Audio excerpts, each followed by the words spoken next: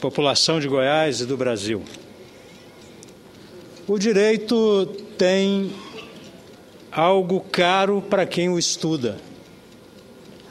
Não se julga a adjetivação, se julgam os fatos. Chamar uma mulher de vagabunda é algo que a crucifica para o resto da vida. Como é que ela vai se defender? Como é que ela vai provar a sua honestidade? Como é que ela vai provar a sua honradez se desde o início ela foi jogada no chão?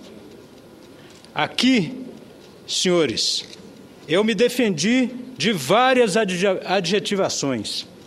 Fui chamado pela imprensa de bandido, pilantra, psicopata, braço político, desonesto, uma pessoa que tem dupla personalidade, que coloquei o meu mandato à disposição de uma quadrilha que era um despachante de luxo. Por isso, senhores, os códigos, quaisquer códigos, desde o de ética até o Código Penal, exige que o fato seja devidamente explicitado. É o que se chama em direito penal, em direito civil, em qualquer direito, de fato típico. Está lá escrito no Código Penal, matar alguém, pena de 6 anos a 20 anos. Está escrito. Mas se um promotor escreveu, fulano de tal matou o outro, a denúncia é considerada inepta. Ela não vale nada.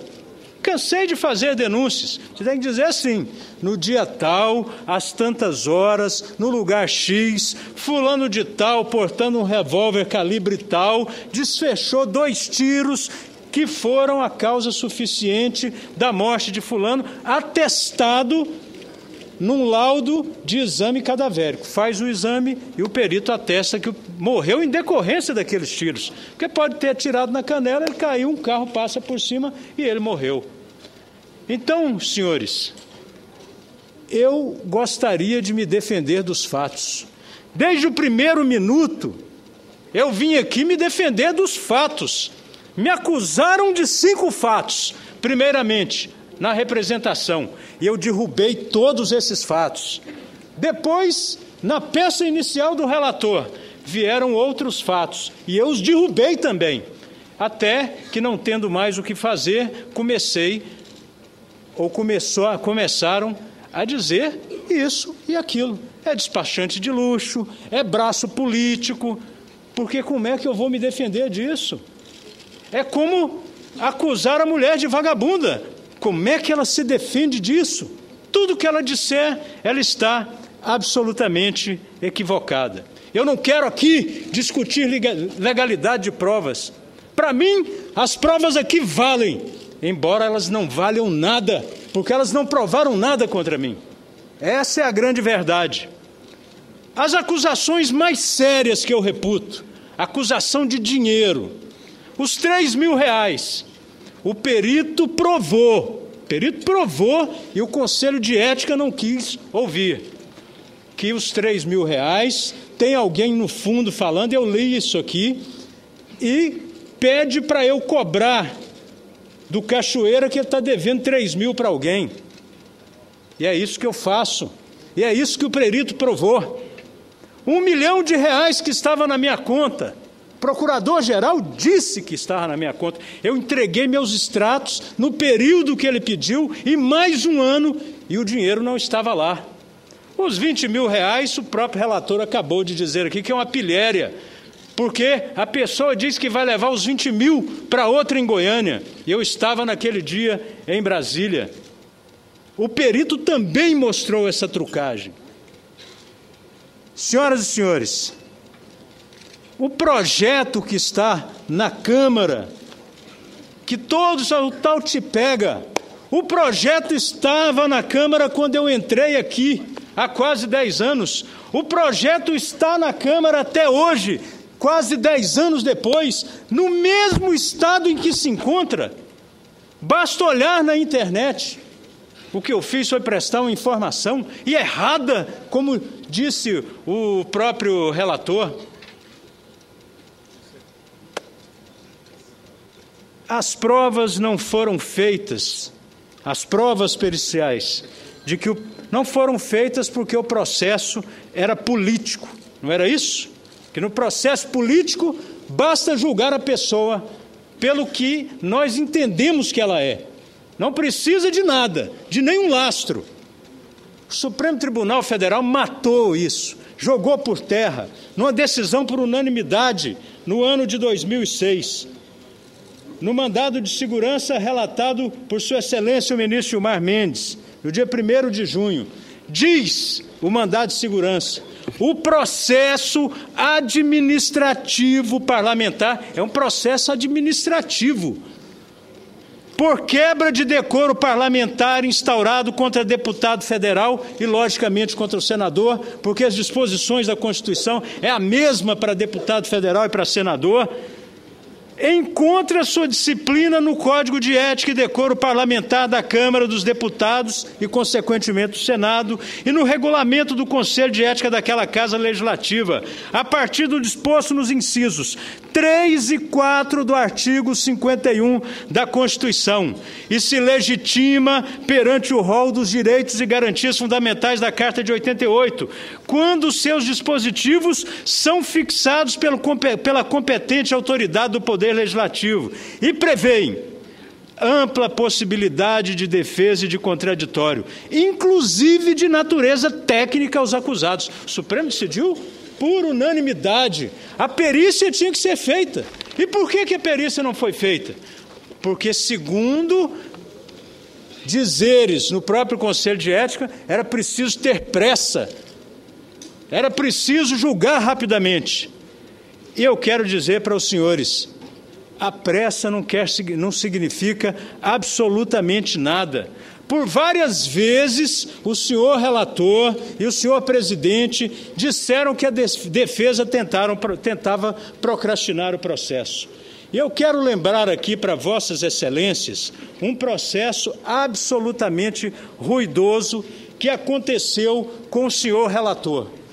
Em 2004, diz a Folha de São Paulo, a Operação Vampiro foi uma ação da Polícia Federal desencadeada em maio de 2004, que levou à prisão empresários, lobistas e servidores acusados de manipular compras de medicamentos para o Ministério da Saúde, então chefiado por Humberto Costa. O alvo principal da quadrilha eram as compras de hemoderivados, daí a inspiração para o nome. Em 2006, a advogada brilhantíssima do Dr. Humberto Costa diz o seguinte, numa outra matéria no jornal Estado de São Paulo: a advogada do ex-ministro Humberto Costa, Marília Fragoso, acusou ontem o procurador da República, Gustavo Peçanha, de ter agido de má-fé e sem nenhuma lógica jurídica na denúncia contra o petista. Veja que eu não tenho nem denúncia contra mim. Em entrevista por e-mail ao Estado, aí vem o procurador, Peçanha destacou que Costa não foi denunciado porque Luiz Cláudio, que era alguém que trabalhava dentro do Ministério, também o foi, mas porque as provas nos autos indicaram a sua participação. Há diálogos interceptados mediante autorização judicial, vejam a semelhança com o meu caso, que demonstram o envolvimento de Humberto Costa com diversos membros da organização criminosa e sua adesão aos crimes cometidos pela quadrilha. Então vejam o que disseram a respeito do senador Humberto Costa. Segundo a advogada dele, Marília, o ex-ministro vai provar a sua inocência na justiça. E em 2010, o jornal O Globo, o Tribunal Regional Federal da 5ª Região absolveu, nesta quarta-feira, por unanimidade, o ex-ministro da Saúde, Humberto Costa, das acusações de corrupção passiva e formação de quadrilha no escândalo da máfia dos vampiros, que desviou cerca de 2 bilhões na compra de remédios superfaturados. A decisão foi justificada por falta de provas. O que eu quero de vossas excelências é o mesmo tratamento que foi dado ao senador Humberto Costa. Ele provou que era um homem honrado, ele provou que era um homem decente, foi acusado, foi grampeado. O grampo acusava que ele participava. O procurador disse isso. Eu quero esse direito. Por que a minha cabeça tem que rolar? Eu provei aqui várias vezes que sou inocente. Eu quero esse direito. Eu quero o direito do tempo. o direito que toda pessoa tem, o direito da ampla defesa e do contraditório. Por que me negaram o direito da perícia? Era o único direito que eu tinha. Foi negado, porque era preciso chegar ao dia de hoje com pressa. Senhores, o julgamento com clamor público é um julgamento terrível. Me lembro, em conversas particulares, um ex-colega nosso, senador, Marcelo Crivella, nos dizia o seguinte: o julgamento de Cristo. As pessoas presentes, doidas para a crucificação. Pilatos tentava provar que ele era inocente, mas não tem nada, não existe nada. E Pilatos mandou dar uma surra em Cristo. Era a Páscoa judaica, era a tradição liberar um preso. Mandou buscar um preso, Barrabás, homicida. Falou, levem Barrabás. Não, nós queremos Cristo. E ele lavou as mãos.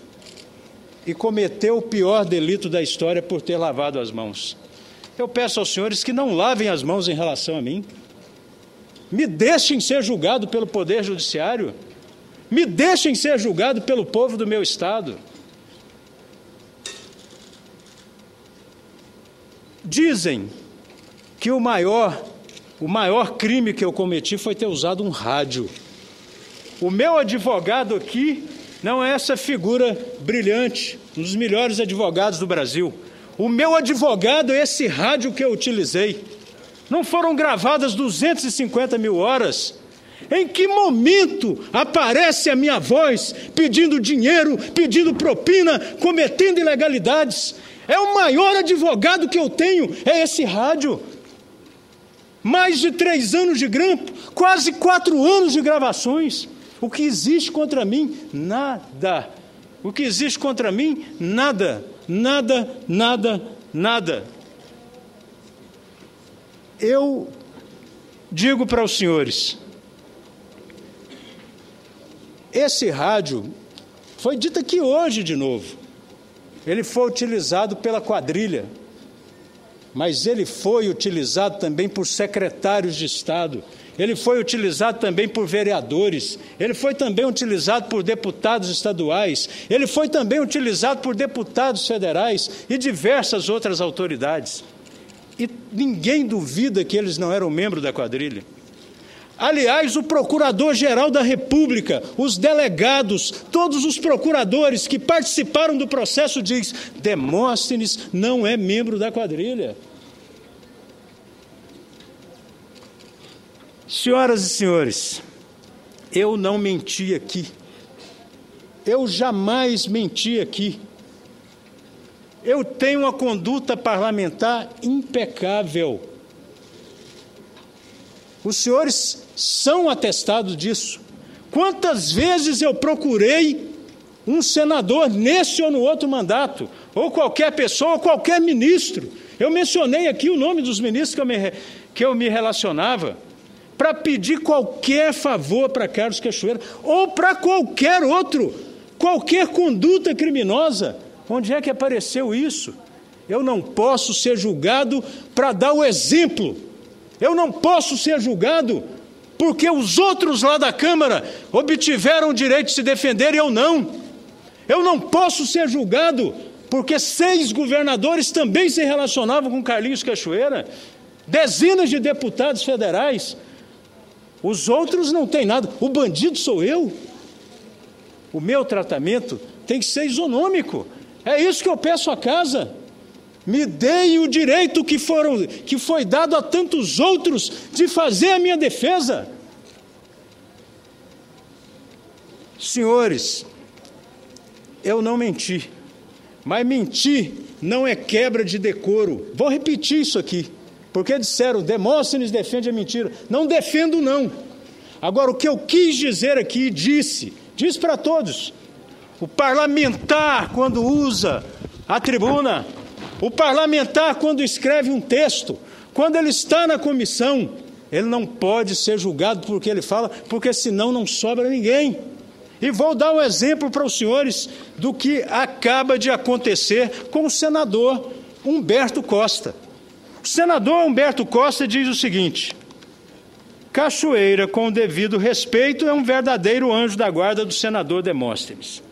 E diz: a esse propósito, veja só o que ele está dizendo, chamou-me a atenção, ouvindo as conversas telefônicas, o fato de no carnaval do ano passado ter o representado se deslocado em tão poucos dias de Goiânia para Angra dos Reis, de Angra dos Reis para Búzios, voltando de Búzios para o Centro-Oeste. Se não fosse por avião, essa triangulação não seria possível. Eu não fui a Búzios. Eu passei o carnaval do ano passado com um amigo, senador Edson Lobão Filho. Saímos daqui e fomos lá.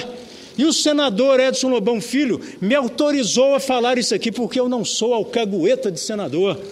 Eu, quando ando com o senador, entro na casa de um senador, viajo com o senador, eu não ligo para repórter político dizendo o que aconteceu em viagem e mentindo muitas vezes a respeito desse fato. O que eu quero dizer para os senhores é que eu respeito os senhores,